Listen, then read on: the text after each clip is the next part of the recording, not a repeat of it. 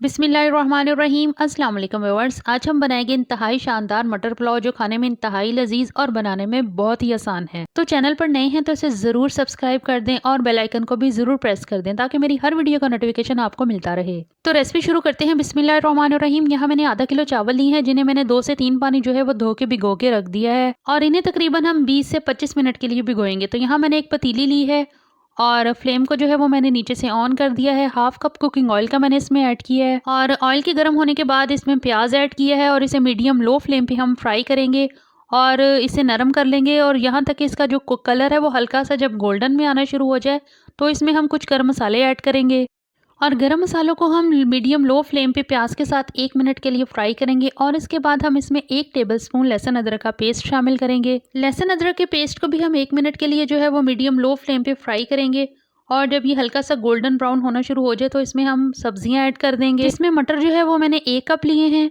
और जो आलू हैं वो 2 बड़े साइज़ के आलू थे जिन्हें मैंने इस तरह बारीक बारीक काट लिया है और सब्जियों को हम मसालों के साथ जो है वो 1 से 2 मिनट के लिए जो है मीडियम लो फ्लेम पे फ्राई करेंगे और इसके बाद मैंने इसमें 1 टेबलस्पून काली मिर्च पाउडर का ऐड किया है। 2 टेबलस्पून के बराबर इसमें मैंने नमक ऐड किया है। अब इन सब्जियों को हम इन मसालों के साथ 2 से 3 मिनट के लिए मीडियम फ्लेम पे भूनेंगे। पानी की ज़रूरत हो यहाँ पर तो लगा लें।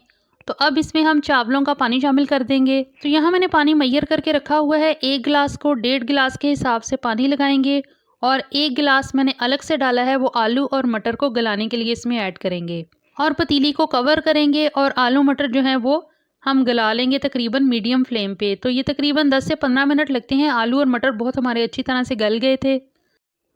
तो अब मैं इसमें चावल शामिल कर रही हूँ। चावल को डालने के बाद इसको बस 1 से 2 दफ़ा चम्मच के साथ हिला लें क्योंकि इस स्टेज पे जो चावल हैं वो बहुत जल्दी टूटते हैं। तो यहाँ फ्लेम को हाई कर दें और पानी को खुश्क कर लें। तो पानी हमारा जो है वो बिल्कुल अच्छी तरह से ड्राई हो चुका है। नीचे बस थोड़ा बहुत रह गया है जो कि हमारा दम के लिए बिल्कुल परफेक्ट है, यानी दम में जो है वो खुश्क हो जाएगा। अब यहाँ 5 से 6 मिनट का दम देंगे। तो 5 से 6 मिनट हो गए हैं। बिस्मिल्लाहिर्रहमानिर्रहीम पढ़ते हैं और चावलों का दम जो है वो मैंने रिमूव किया है। चावल जो है वो गल गए हैं बहुत अच्छे से माशाल्लाह से और बहुत अच्छी खुशबू आ रही है। यहाँ पर चावलों को बस एक दाना यूँ निकाल के हाथ से उंगली से दबा के देख लें गल गया है तो इसको हिलाएं मत। इसको तकरीबन ऐसे ही कवर करके रख दें और नीचे से फ्लेम ऑफ कर दें क्योंकि ये होता है कि चावलों को अगर हम दम से हटा रिमूव करने के बाद अगर फ़ौरन से हम हिलाना शुरू कर देते हैं तो चावल हमारे टूट जाते हैं। तो तकरीबन 5 से 10 मिनट का जो है वो इनको रेस्ट दें और उसके बाद डिश आउट कर लें। तो लीजिए हमारा मज़ेदार मटर पुलाव बिल्कुल रेडी है। मैंने इसे प्लेट में निकाल लिया है और साथ मैंने इसकी ग्रीन चटनी बनाई है जिससे जो है मटर पुलाव का लुत्फ़ दुबाला हो जाता है, यानी मटर पुलाव इसके बगैर बिल्कुल अधूरा है। इसकी रेसिपी भी मैं इंशाल्लाह जल्द अपलोड करूँगी। तो मटर पुलाव बहुत ही मज़े का बना है और मैं इसे ट्राई करने लगी हूँ। मुझसे रहा नहीं जा रहा, बहुत ही ज़बरदस्त इससे खुशबू आ रही है। तो आप भी ज़रूर बनाइएगा और मुझे कमेंट बॉक्स में बताइएगा कि आपको ये पुलाव कैसा लगा। तो रेसिपी पसंद है तो प्लीज़ लाइक कीजिए, शेयर कीजिए, चैनल को सब्सक्राइब करना ना भूलिएगा। मिलते हैं अगली रेसिपी में, तब तक के लिए इजाज़त दीजिए। अल्लाह हाफ़िज़।